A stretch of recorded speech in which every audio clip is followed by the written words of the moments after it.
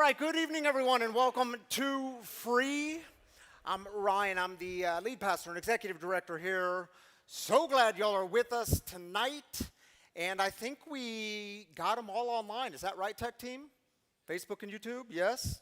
All right, welcome to all of you joining us online. Glad you're part of this community.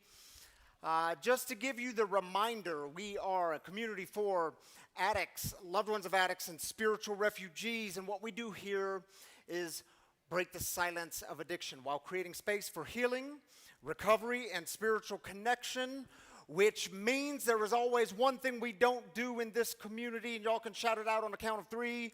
1, 2, 3. We don't do shame. We don't do shame. Carrie's not here. She's dropping her babies off at college this week, so prayers for Carrie. So I'm going to try to make my way through some announcements. Are y'all with me? Providing some grace along the way. All right, well, first, if you're new with us, welcome. We're glad you're here. If it's your first time with us, there's welcome bags. Where's home team members? Tyler. Is Tyler in here? There's Tyler. See Tyler after the service. He'll get you a welcome bag. There he is. He'll get you a welcome bag. In that welcome bag, there's a wagon coffee, a little bag of freshly roasted wagon coffee from the great Tammy Canaday and her team at Wagon Coffee. There's a little card in there that you can fill out. It'll take you to, it'll get you signed up for things like our newsletter and what's happening throughout the week, and you can stay connected that way. There's some swag in there. That bag is yours. It's just a simple way to say welcome to you. A few things that you might want to know about coming up. From Surviving to Thriving. This is, where's Kathy? Kathy's in the third row, waving her hand in the air like she just don't care. She has put together a group called From Surviving to Thriving. It's here at Free. This is a domestic violence survivor peer-run sharing group. It is for women only. It is an open meeting the third Friday of every month, 1:30 to 2:30. Kathy, where are you guys meeting? The prayer and meditation room. If you have more questions about that group, please see Kathy afterwards, and I'm sure she'd be happy to answer all your questions. Thank you, Kathy, for leading this important group. One other thing I want to let y'all know about, Faith in Recovery 2026. This is our two-day summit. It is happening September 18th and 19th. If you have been kind of sitting on the fence with this thing, or you've considered it but you haven't signed up yet, we will be closing sign-ups next week. This is for anyone interested in starting a new thing, a new free, a new something like free. It's for anyone wondering if their story and everything you've been through, if it really matters, and how do you connect all the pieces. It is 2 days. It's a Friday, all day Saturday. We would love to have you. If you have any questions about that, please let me know. For those of you watching online, if you have questions, let me know. Shoot me an email, text this week, and I'd be happy to talk with you. All right, y'all, the way we get started here at Free on a Saturday night is with celebrations. We start with the good. We lift up the good. It is one of the most important things we get to do together in community. It's one of the most important things we do tonight. We lift up the good. Maybe you're celebrating a sobriety anniversary or a birthday or whatever the new thing in your life for recovery is. We celebrate it all here. God joins with us in the celebrations. We get to cheer and root for each other. We take 3 minutes for this. If you're joining us online, drop your celebrations in the YouTube comments, the Facebook comments, whatever platform you're joining us from. In-house, we have Lindsay, who will be on this side with a mic, Jeremy, who will be on this side with a mic. All you have to do is raise up your hand, give us the good news, and we're going to celebrate with you. Let's take 3 minutes. This time is yours.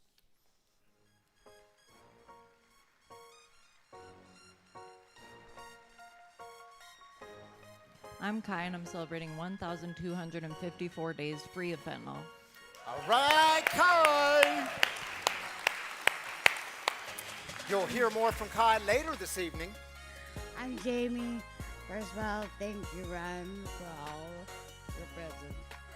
But after 6 months from a car accident, I get to be sober. I get to be here. I get to be walking and talking. So thank you. It's a big celebration. Yes, it is a big celebration, Jamie. And let me say a word real quick. Jamie is an OG around here. She was the first one ever baptized in this community in the wagon.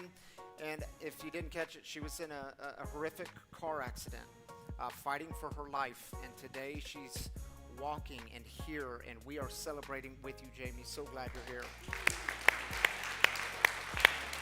Yeah.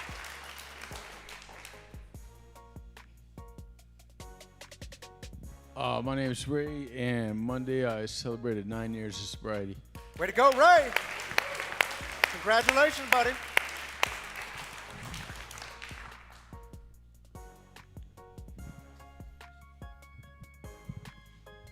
I'm Adam, celebrating 90 days of sobriety, and I also had a little miracle. Got my license back on Wednesday, which is truly neat. All right, Adam, we'll celebrate that, buddy. Happy 90 days, getting your license back.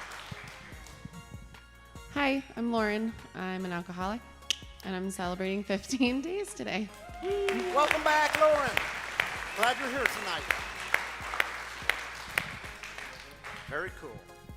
My name is Matt. I'm celebrating 4 years free of fentanyl. All right, Matt. Happy 4 years, buddy. My name's Eric. Tuesday was 7 years sober for me. All right, Eric. Glad to have you here. I'm Faith, and today is 3 years in an Al-Anon program. All right, Faith. Congratulations. Very cool.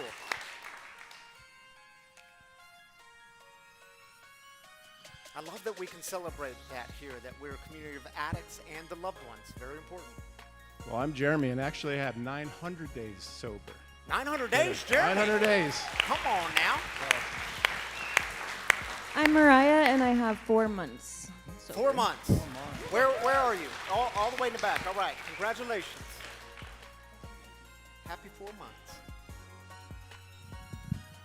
My name's Josiah, and I'm 21 months sober. All right, Josiah. Congratulations, buddy.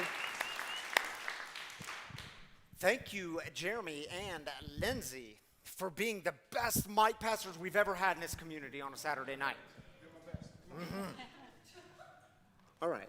It's good to see some OGs tonight. OGs in the house, and we're wearing our F Fentanyl shirts. Many of you all are too. We'll say more about that in a bit, but you do know yesterday was National Fentanyl Prevention and Awareness Day, which is what we're recognizing here tonight. So I love that so many of you are celebrating being in recovery from fentanyl addiction, and I'm happy for you, and I'm glad you're part of this community.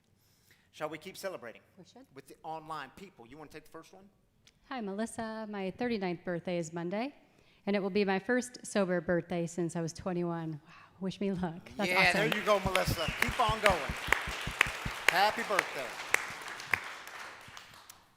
Jen says, celebrating free for giving me space to heal and grow, 939 days clean, saying no to the things that no longer serve me, and my 34th birthday next Saturday. We'll celebrate that with you, Jen.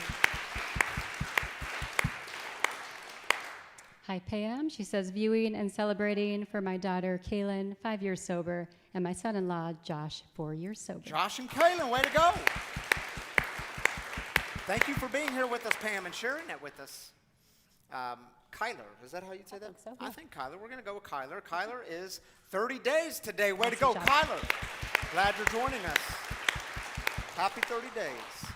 Anything you want to add? Ooh, I don't think so. Nothing? Do you? I don't think so. Okay. Okay, thank you, Tammy, for being up here with me. All right, y'all. Yes, as I stated, today is National Fentanyl Prevention and Awareness Day. Actually, it was yesterday. But we're recognizing it here tonight on this Saturday night because y'all know, and we'll talk about it more tonight. We are still in the midst of what's called an epidemic. We're still losing people, lots of people. It's why we need to keep talking about it. Here's the video.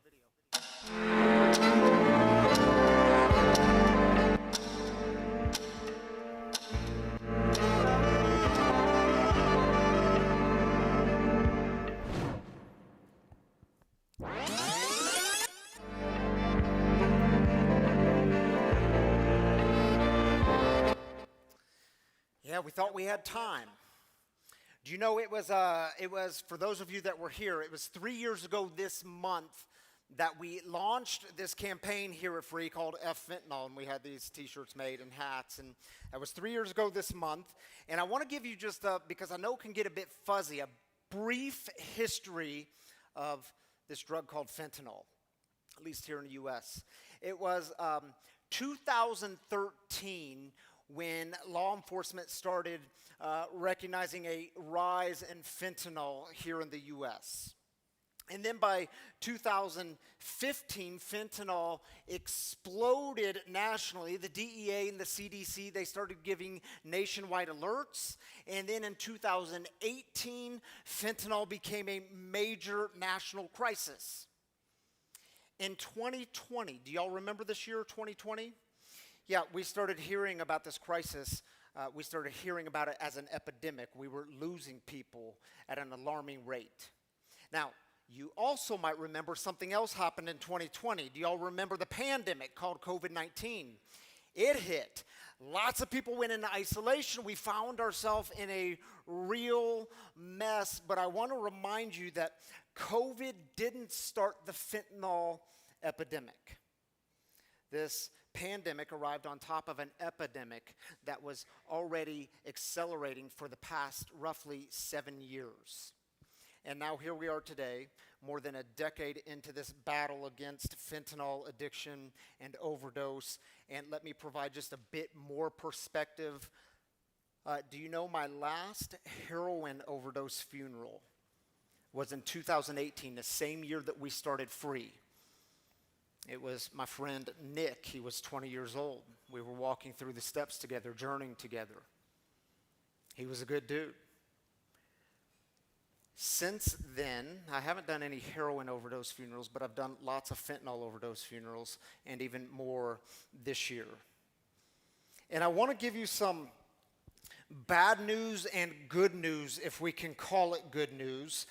When we launched this campaign 3 years ago, that was in 2023, I told you that in 2022, roughly 110,000 people in the U.S. died of a drug overdose, and most of those deaths involved fentanyl. That's some bad news. Here's a little bit of good news, if we can call it good news. Last year, 2025, they tell us that approximately 70,000 people in the U.S. died of a drug overdose. Still, most of those deaths involved fentanyl. 3 years ago, I told you that someone in the U.S. dies every 5 minutes of a fentanyl overdose. A little bit of good news. Today, we could say that someone in the U.S. dies every 14 minutes of a fentanyl overdose. So apparently, we are making some progress. Apparently, things are on the decline, but y'all know we've still got work to do. It was just this summer, it was a couple of months ago, that Colorado local news, they came out with this story to let us know that drug overdose deaths declined last year, except in Colorado. And y'all, the truth is, many people speculate we don't really have a good reason why 3 states are inclining rather than declining. It's New Mexico, Arizona, and Colorado, and we don't really have a good reason for it, and we thought we had time.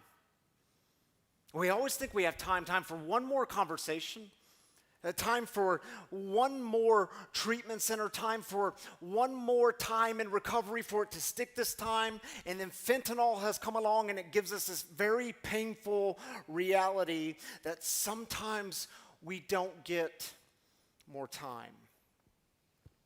Do you know, 3 years ago I told you that for Americans between the age of 18 and 45, the leading cause of death is fentanyl overdose. And I'm sorry to report there is no good news on this one. That is still the leading cause of death for 18 to 45-year-olds. It's fentanyl overdose. And just take a moment and let that sink in. Let it sink all the way in. It's why we're here tonight. It's why we're recognizing this national day. And I want to invite y'all to do something brave with me, because that's the way we do it in this community. If you have battled fentanyl addiction and you are now in recovery, would you be willing to stand where you are? And if you're not able to stand, just raise your hand. And if you're at home, give us the hand-raising emoji. Yeah. Yeah, we can clap for these people.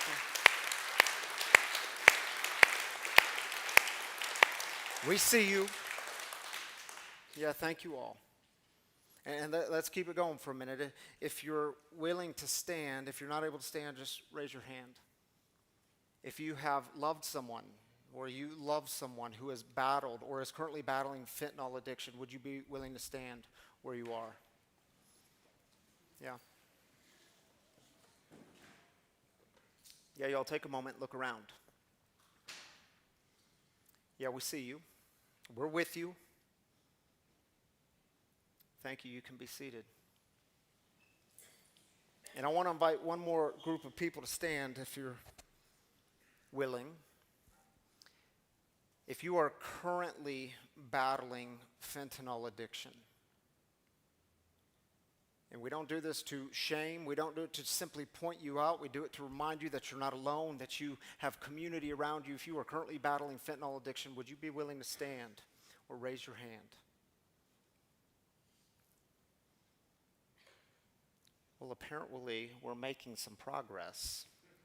I'm happy to report that. But y'all do know, yeah. Yeah. Yeah, yeah. Yes. Yeah, you're definitely there. I hear you, man. Thank you for saying that. We're in the battle forever. So, yeah, we'll clap for that, too. Thank you for that. Yeah, we don't get cured, do we? Yeah, we stay engaged. And there's another stigma we have to continue to fight against because y'all do know, you probably heard about it this week. There was an actress, Hayden Panettiere, who died this week. And again, there's lots of speculation as to why she died. And we're not going to speculate on that here. But what we do know is she spoke very publicly and honestly and wrote about her struggles with addiction.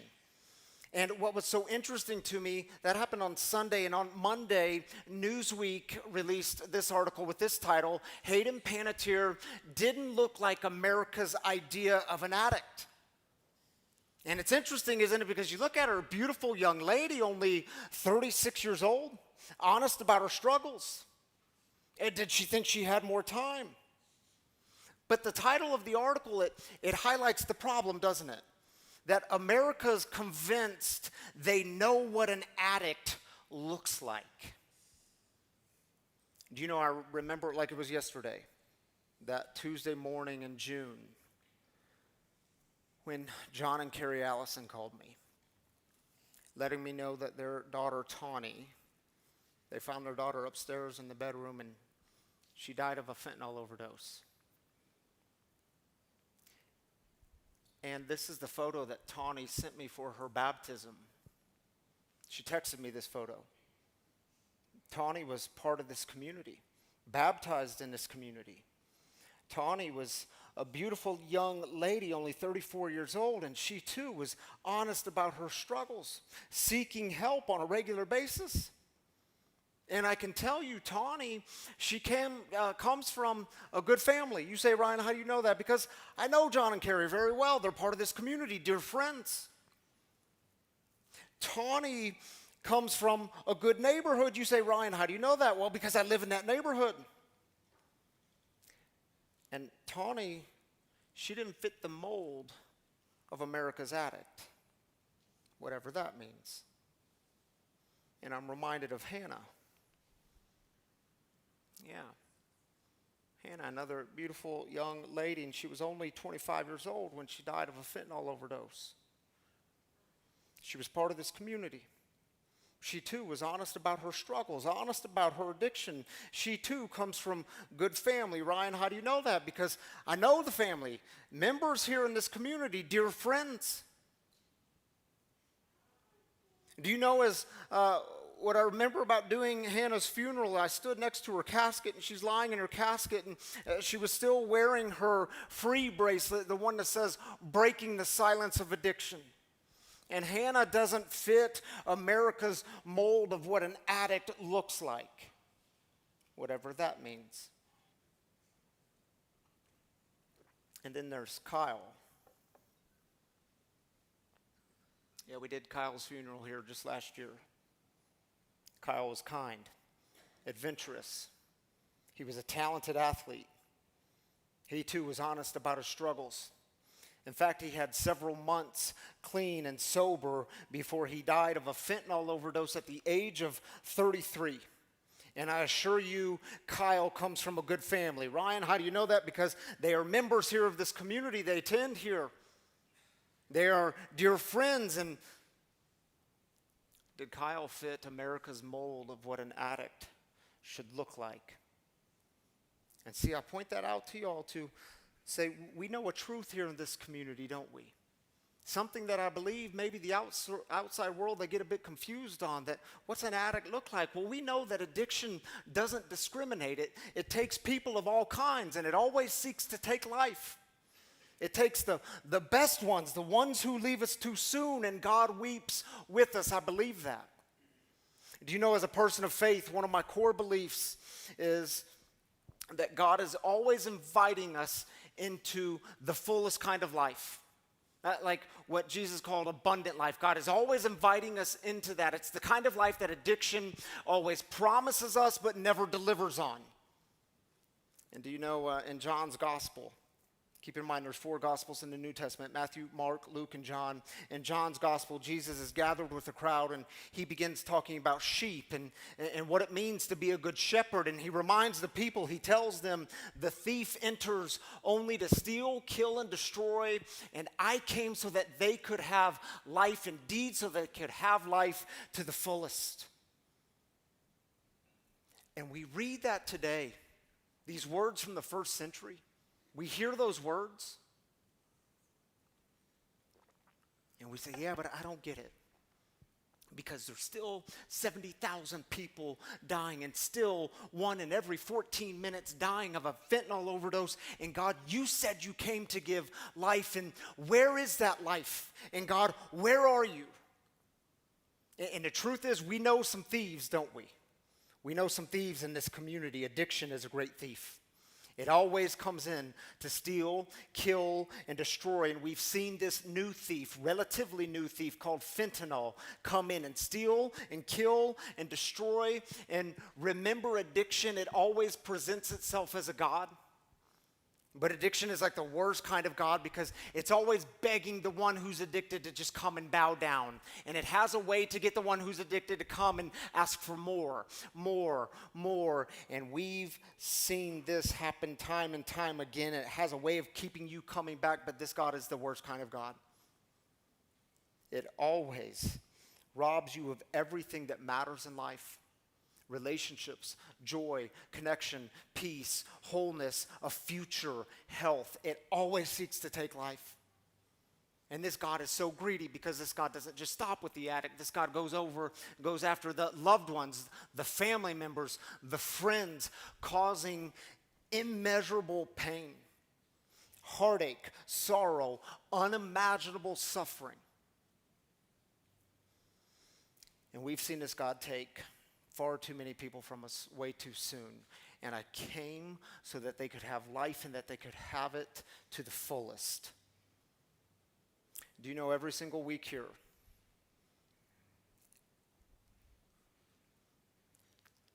and I just got some terrible news 30 seconds before this service. And every single week here, we get to come and celebrate together. Every single week here, we get to remind each other that we don't do shame.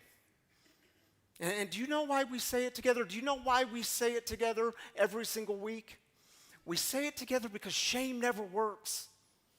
Shame never transforms the heart. It can change behavior for just a bit, but it never changes the inner life or the heart. Think of your own recovery. You weren't shamed into recovery. And if you were, my guess is it didn't work for very long. You were loved your way into recovery. That's why we say we don't do shame. And if you are a person who is addicted, or you are a loved one and you've been addicted to the addict in your life, you've dealt with enough shame. You don't need more shame. You know what it's like. Well, why don't we do shame? Because God doesn't do shame. God never uses shame to try to transform us. God loves us toward full life. God is always inviting us into change. God is calling us out of the things that are killing us. But God never needs to convince you that you are worthless in order to convince you that you are worth saving. God doesn't do shame. You know, there was another time when Jesus was gathered around a crowd of people. And it happens to be the religious leaders of the day. And the religious leaders, they start to accuse him. It was always the religious insiders. They were the ones accusing Jesus. And do you know what they said about him?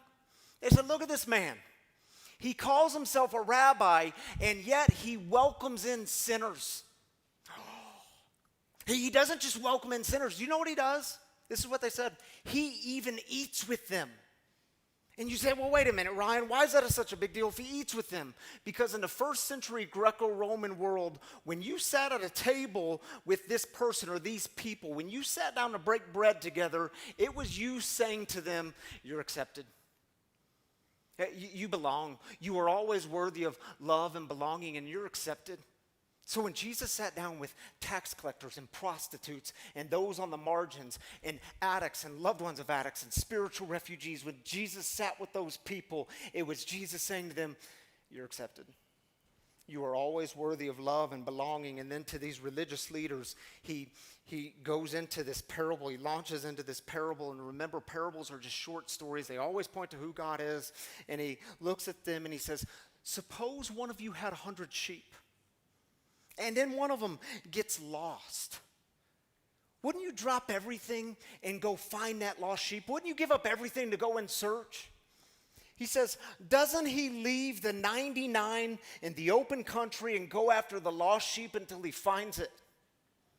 And when he finds it, he joyfully, and hold on to that word, he joyfully puts it on his shoulders and goes home. And see, parables, they always point to who God is. They always point to what God is doing in the world. It was Jesus saying, you want to know what God is like? This is what God is like.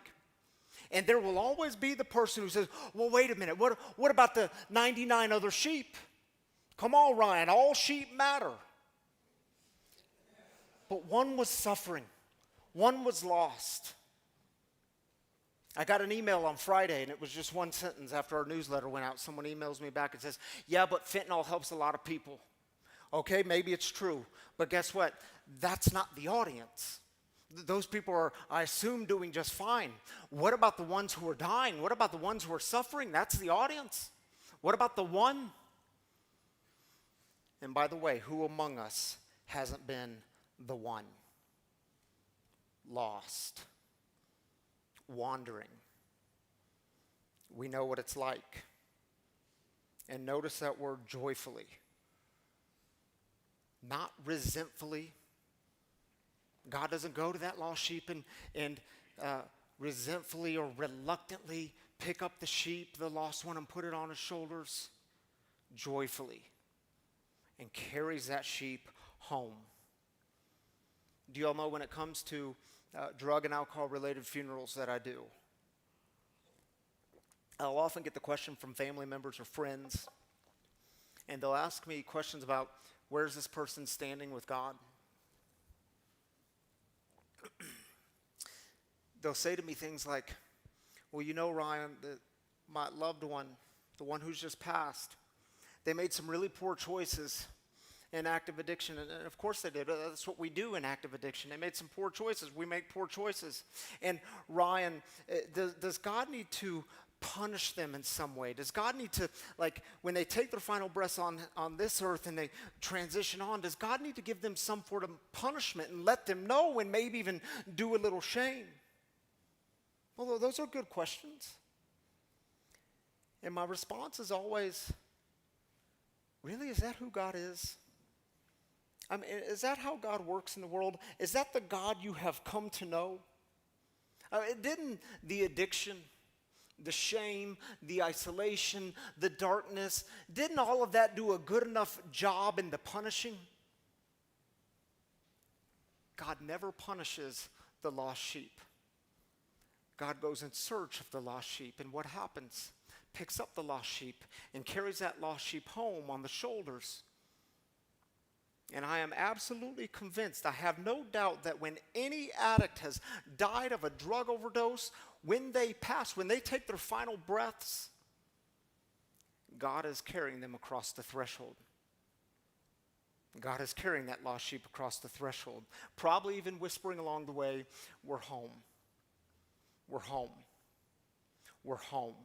We're home. God doesn't punish. God goes and seeks because God is love. God is always love. And then on this National Fentanyl Prevention and Awareness Day, perhaps the best question we could ask isn't, where is God? But rather, how are we here at Free being the people of God? How are we being the hands and feet of God? Because when we can engage that question, then we can better point to where God is and what God is up to in the world. I just mentioned it. Do you know every Saturday when we gather together and celebrate, and y'all stand up with 1 day clean and sober, 30 days, or 1 year, or you celebrate being in recovery from being addicted to the loved one, when that gets celebrated, it's like people coming home and there's God. You want to point to God? There's God. And do you know at the end of the service, every Saturday night we close with heartaches. And when someone musters up enough courage to stand up and say in not so many words, I need help, I'm struggling. In fact, I need to be carried home. I have nothing left. And then I watch this community. I watch you all gather around this person and you start to assist in the carrying them home. Well, there's God right there. And every time this community gathers around the mission of breaking the silence of addiction, every time we do that, every time we gather to break down walls of stigma and barriers of shame, it's people coming home. Every time we gather to break the silence, there's God. Right here. Right here. And my brothers and sisters, I would encourage you, keep being the hands and feet of God. We need it.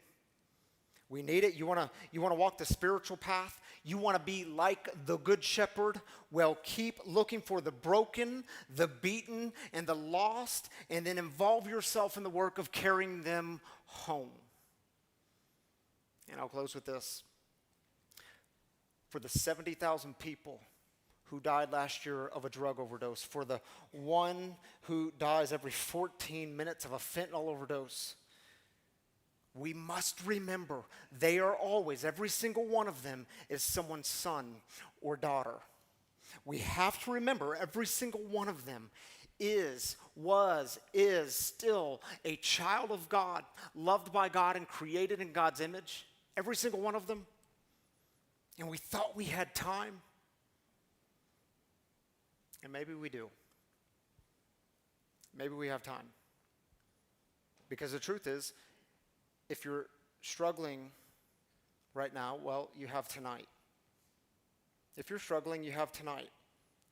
If you love someone who's battling, you have tonight.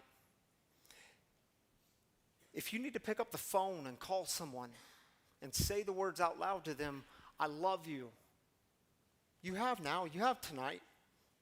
If you need to say the words out loud, I need help, I have nothing left.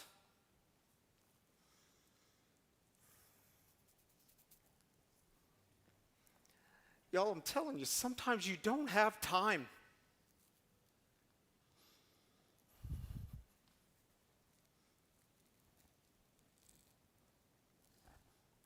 We lost someone in this community. I just got the news 30 seconds before the service, and I'm not at liberty to say more. But if you need to reach out and say the words, I need help, there is no shame in that. It's why we're here. It's why we have to keep showing up for each other. It's why we have to keep doing community. You know, 3 years ago, when we started this campaign, we did it because people were dying at an alarming rate. And yes, thank God, people are dying in fewer numbers, so we're told today. But until no one has to, in this community, until no one has to bury another Hannah, another Tawny, another Kyle, until nobody has to get that phone call, until nobody has to have that feeling of, man, I'm too broken, I'm too far gone, I cannot walk through those doors, until no one has to do that, we have work to do. We must keep talking about it. We must keep showing up. We thought we had time, and some of us didn't. But we who are here, we have tonight. So what do? Well, I would tell you to keep it very simple. We're not heroes. We're not any Supermans. But we can keep showing up and standing together. We can keep showing up and loving other people, because you never know what they look like. You never know what they're going through. You never know what their loved ones are going through. We can keep showing up and carrying our Narcan, because you do know Narcan saves lives. I hope everyone has it. If you don't have it, it's free here. You can get it out in the cafe.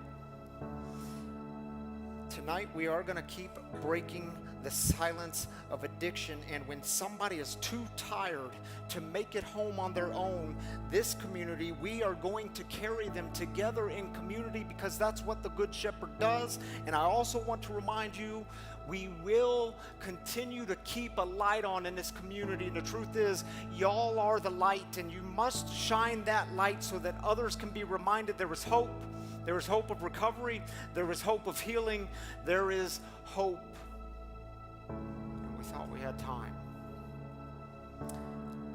So this song is called Leave a Light On by Tom Walker.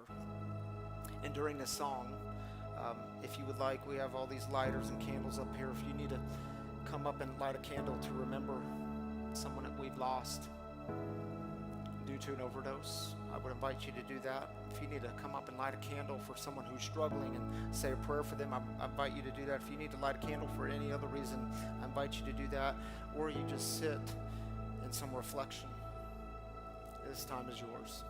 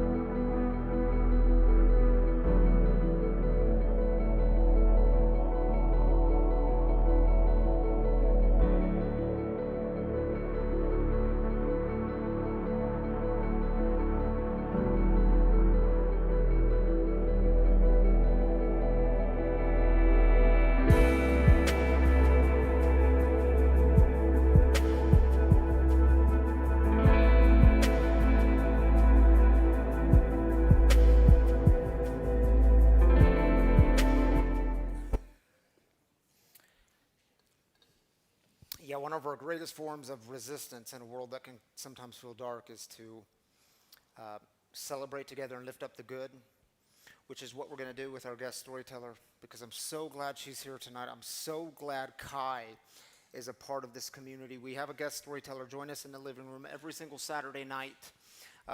Most of you know Cai because she celebrates being clean from fentanyl. Every single week she's here, and I've asked her, I know sometimes she's like, should I still celebrate? Yes, you should still celebrate. Yes, keep grabbing the mic because we're still losing people way too quickly, way too young, and she shows us that recovery is possible. She came to Free 17 days clean was her first time here at Free.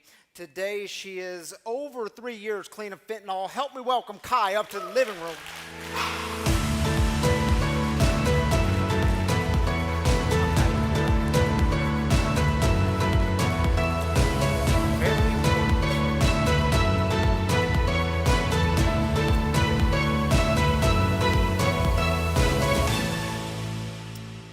You brought a Kleenex up here, Cai. Yes. Does that mean there's going to be some tears? There were some tears. There were We're some gonna tears. see. Tears are okay.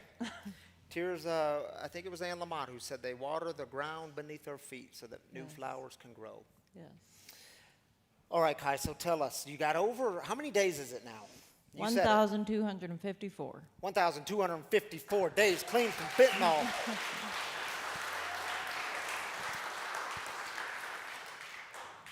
So we don't have to rehash the whole story of addiction, but I think it's important for people to understand that you told me you were addicted to everything. So you didn't just like addiction doesn't discriminate. You weren't picky. You didn't discriminate. Yep. But for the last 8 years of your active use, it was fentanyl. And when you took it, you didn't even know it was fentanyl, but you found out it was a lot stronger. And what'd that look like for you? It was pretty bad. So I got down to 85 pounds. I lived in a trap house with no running water, no electricity. I watched 2 bodies be dragged out of that house. One of them was my friend, and I found her dead. It was awful. And for people who don't know what a trap house is, what is a trap house? It's basically a drug house that it should be boarded up. You know, it doesn't have, like I said, no running water, no electricity, none of the bills are paid, and it's filled with addicts or alcoholics or, you know, it's just basically a drug house. Yeah.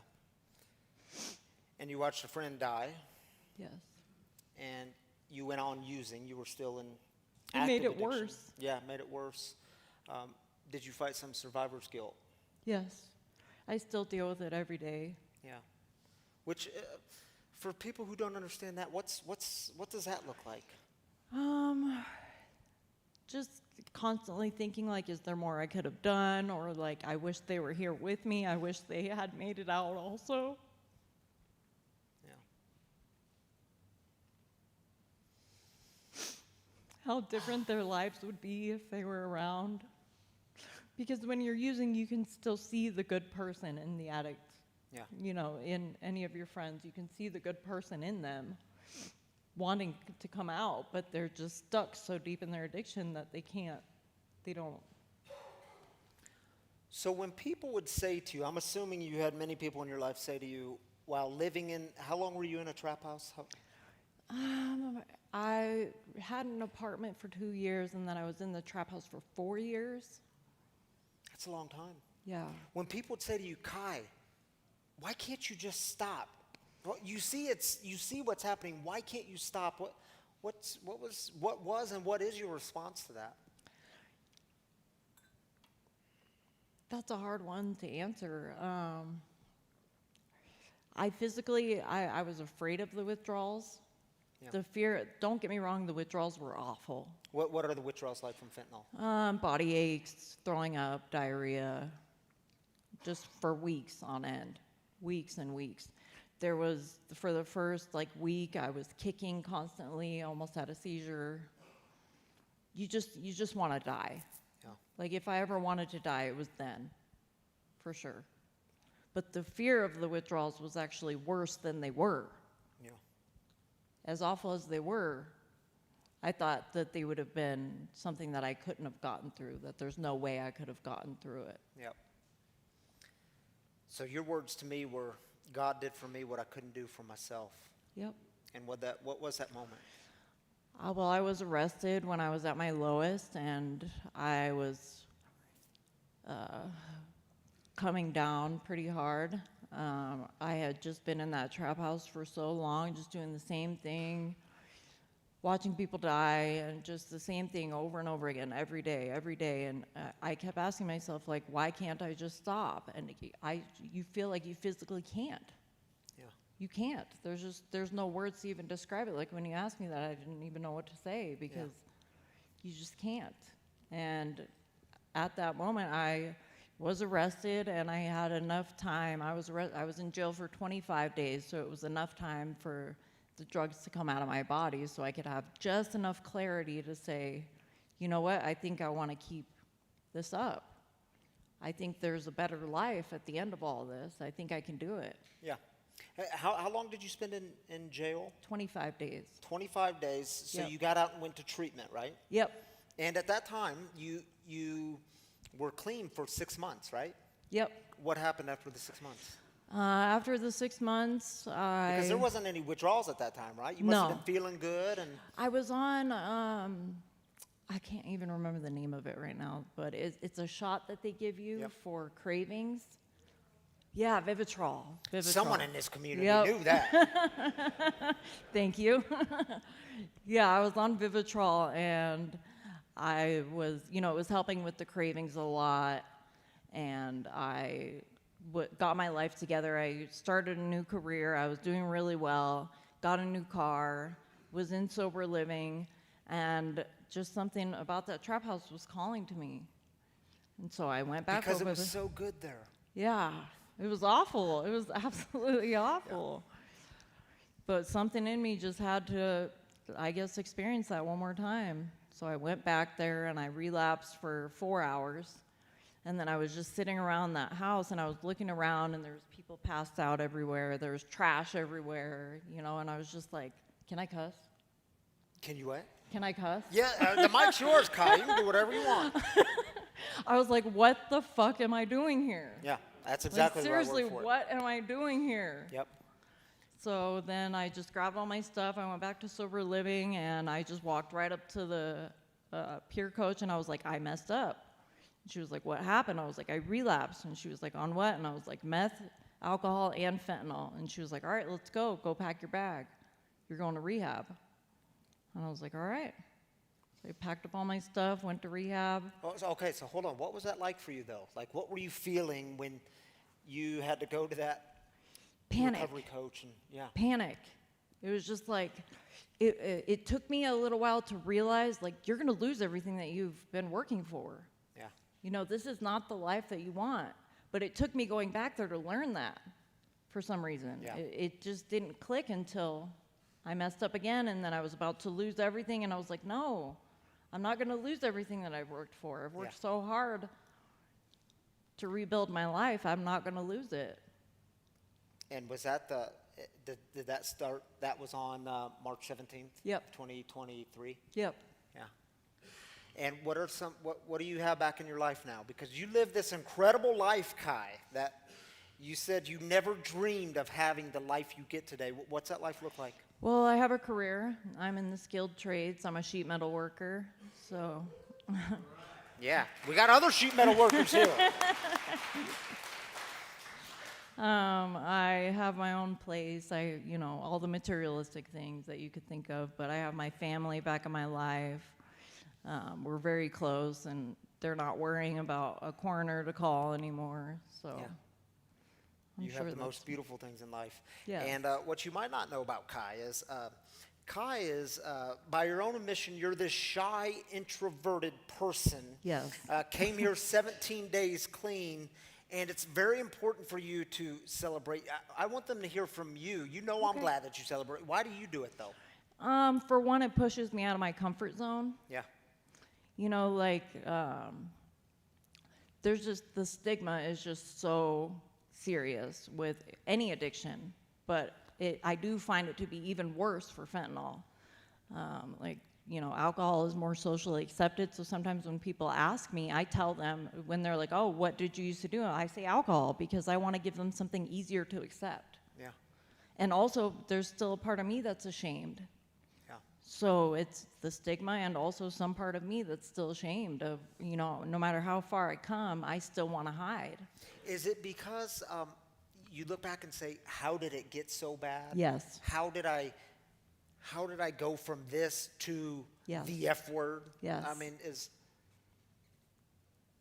did you have a bad experience of Yes, when I've- you've admitted it was fentanyl? Yeah, I've had many bad experiences.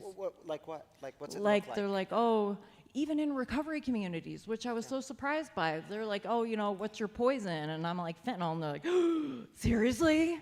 And I'm like, yeah. You know, and it's just like almost alienated in even some recovery communities. That's why it was so refreshing for me to come here. And then you started the Fentanyl series, and I was just like, this is where I belong. Yeah. This is my place. This is my home. I'm coming here every week, and I'm talking to everybody that I can, even though I'm an introvert. But, you know, I just love coming here. I just feel at home here. I feel welcomed. I don't feel shunned. Yeah. And I don't feel like I have to hide. Yeah, you went from shy and introverted and hiding to speaking to all these people, all these people watching online at home in their recovery centers, and yeah. You're helping a lot of people. No longer shy, introverted Kai, yeah.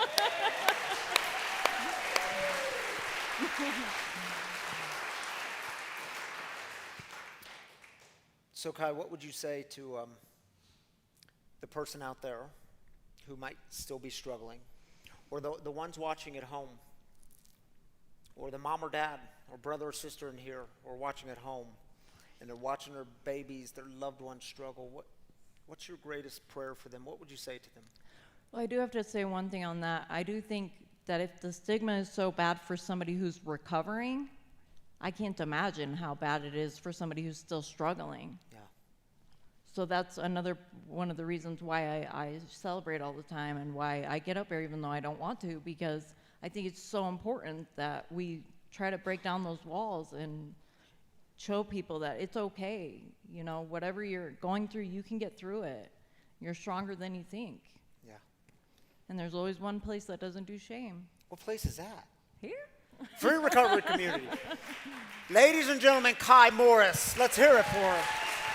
Thank you for being here. Thank you. Beautiful. Yeah, I'll take this. Thanks. Kai will be sticking around all night long if you want to get to know Kai, if you need some, I don't know, if you've got questions for her or want to get to know her more, she'll be here. Speak to Kai. All right, y'all, Tam, can I give you this mic? Or Lindsay? Tammy or Lindsay one. Jeremy, do you still have a mic? All right, y'all, because, well, as I mentioned, the way we end in this community every Saturday night is we end with heartaches, the burdens that you might be carrying, the things that you need some prayer, some lifting up, some encouragement for. And by the way, if you're joining us online, drop those heartaches in the YouTube comments or the Facebook comments, and we're going to join with you there. But whatever it is you're carrying, and maybe you haven't put words to this thing yet, and maybe this is the first time you're putting words to it, well, we don't do shame, and you're surrounded by a lot of people. You're surrounded by community. Even if you don't mention it in these 3 minutes, I hope you connect with at least one person before you leave. Very important. And I hope you always remember we have a God who hears the cries of the people. God is not distant, but God is near. So we take 3 minutes for this, and this time is yours. Just raise up your hand, and we'll get a mic to you.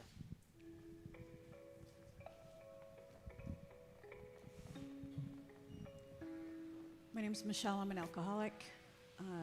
We recently lost somebody that attends our peer support meetings. He had been struggling. None of us knew.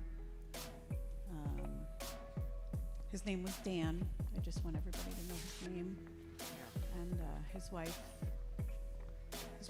told me a lot about things he was going through that I didn't know. So just keep him and his family in your prayers, and if you're struggling, please, I'll give anybody my phone number. Reach out, call me, call somebody. Yep. It's so important. Thank you, Michelle. And prayers for Dan's family and loved ones. My name is Weston.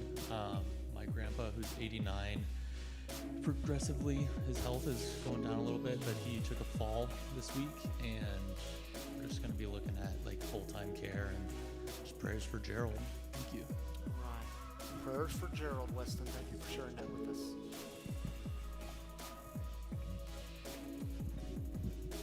All right, Mike. My two nephews died in 2020 and 2022, and damn it, I miss them. I want them back. Yeah. Thank you.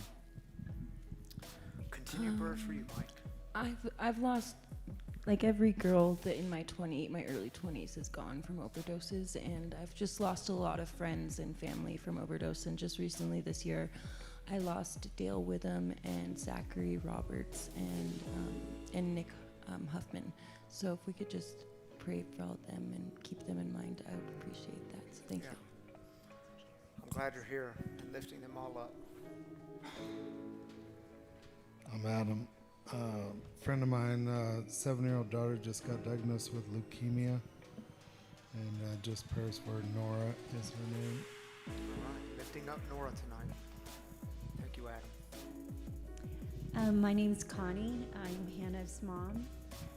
Just wanted to say if we could get prayers for a family member that's a member of this community, just had past 5 years sobriety date and stepped out, and in a short period of time with a family member in the car got 2 DUIs, and so she just is lost right now and needs prayers. Also wanted to say, Cai, I met you not long after Hannah passed away, and such an inspiration. I wish Hannah would have known you. I'm so glad that I do. And I wanted to say I came to a meeting on Monday before Hannah passed away, and we sat back there and we walked out, and she said, Mom, she said, I used to think it was so stupid somebody would say that they got through a day of being sober, and she's like, I get it. A day is huge. So that's all. Thank you. Thank you for that, Connie. And prayers for that family. Yeah, we can. I know we're out of time, but let's keep going. If there's other. My name's Ray. Prayers for my daughter's mom, who's currently in the midst of a fentanyl addiction. Prayers for her, Ray. Keep being the light, brother. I know you are. My name's Eric. I'm an alcoholic. I wanted to pray for my good friend, Pastor Ryan, who's been on the front lines and in the trenches of this, and I pray that he knows that he's making a difference. Thank you, Eric.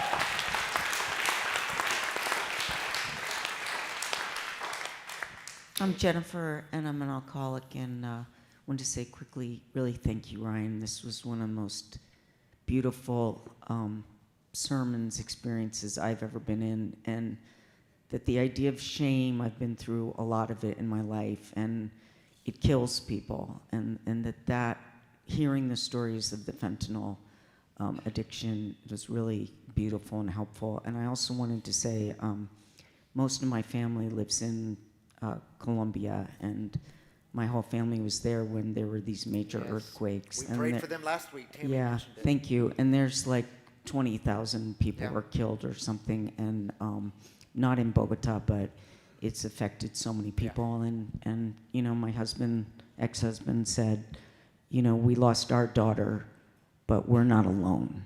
And I think that's what you do here, is make people not be alone. So thank you. Yes, continue prayers. Thank you, Jen. Did we have one more? No more. Okay. Thank you, Jeremy. And Tam, you want to join me up here one more time? We've got the online people. We can't forget about them. They have needs too. Just when I thought I was done, dang. You thought you were done. Can I add on, I guess, with Jen? They kind of bled into the tropical storm did it downgrade to in Kona. Yeah. But we had some friends that are also recovering out in Kona and coffee farm areas, so prayers for them as well. Yep. I reached out. They're doing okay, but still a lot of damage and a lot that they're digging out from. Lifting them up. All right, you want the first one? Ooh, I'm gonna let you take it. All right, Jen says, I don't want to go into detail, but I definitely could use some prayers for my current situation. My heart is very heavy lately, but I know my God is holding me. Also, prayers for the families of those lost to overdose in memory of my dad, Edward, my cousins, Danny and Alex, my dear friend, Jade, and many more who are all deeply missed. Grateful my overdose gave me another chance. Thank you, Cai, for your bravery and inspiration. Jen, yeah, we're going to clap for that because that was a beautiful words. And prayers for you, too. I know it's a heavy situation. Praying for you. Melissa says prayers for Spencer. He needs it more than ever right now. All right, Prayers lifting for up him. Spencer tonight. Yeah. Pamela says, please keep praying for my son. Yeah, we have been. It's been a long journey, and I pray that he will get help. Prayers for your son and prayers for you, Pamela. I know it's a constant heaviness, and this community is with you. Prayers for you. Thinking of you, friend. Yeah. Whew. All right. Thank you, Tammy. Thank you all for being here tonight. It matters. The CDC, their tagline for this day, the National Fentanyl Prevention and Awareness Day, their tagline was, if you're still here, well, that matters. And this, what we do, it matters. It matters greatly. If you've been impacted by this mission of breaking the silence of addiction, well, we are funded by you, the people. We rely on your generosity. And if you would like to donate here to Free, there's a few different ways you can do it. You can jump on the website, freerecoverycommunity.com. You can donate there. You can also do the app. I should have said that first. The app is Free Recovery Community. All of our content's on that app. There's a giving button. You can give once or set it up to be recurring. If you still do things like cash and checks, well, we take those things around here. There's a box just outside these doors. You could drop it in there. Don't forget about the Kind kiosk just outside these front doors on your right. It's a one tippy-tap system. Fun, easy way to give. All these ways are safe and secure. And I know many of you've made it a sacrificial practice in your life, a practice of giving that you never had before, especially in active addiction. And it's a new practice for you. And I want you to know that too matters here, and we're greatly appreciative. Thank you for being a part of it. And for those of you watching online, I know many of you've never stepped foot into this space, but you consider this your community, your people, and you give, and it makes a huge difference. Thank you for that. Fredo, where's Fredo? Fredo, dude, you got to join me up here, dude. Come on now. Did he just say, oh, shit? Come on, dude. And my boy, Fredo. Dude. Here's why I bring Fredo up here, because you know the struggle of fentanyl addiction, and I know, dude, I remember you've lost people to this brutal addiction. And how long you been clean now? Going on, well, last time I was like 11 months. Now I'm Hold on. I need a mic for this real quick, and I promise y'all we're almost done. How long you been clean off fentanyl? Last year was 11 months, and then I relapsed, and now I'm at 9 months right now. 9 months clean off fentanyl, dude. And you have family in your life. My daughter, she's always here every single week with me. So yes, I know. I'm a big supporter. It's a beautiful thing. And I always say it, but I'm going to keep saying it. I'll never forget your baptism, dude. Do you remember your baptism? Yes, I do. I mean, the tears coming down and the new life. And, dude, you've stuck with it. You keep engaging in your recovery and your faith. And it is a beautiful thing to see happen, dude. Yes, man. It's just the support. Just coming here every weekend, just having support. It helps me out. And my daughter's been my rock here, you know. And my sister, she's up in Florida right now. And it's been a life changer, you know. Yeah. So I'm very glad to be here every single week. I'm glad you're part of this community, dude. I'm glad you're showing that recovery and hope is possible. Shall we go out with a prayer? Let's go. Alfredo, I always invite people to just open up the hands. It's a simple sign of openness. No magic, just a symbol. And maybe tonight you're open to the God who loves you into life, the God who holds you into life, the God who doesn't do shame but always persuades you that you are worthy of love, worthy of belonging. Yes, breathe that in. Yeah, just breathe that in for a minute, because it's good. It's very good.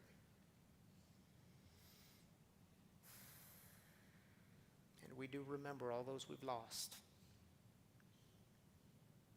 And we will continue to be a light with God's help. And if you don't know the Lord's Prayer, it's on your screen. And it goes like this.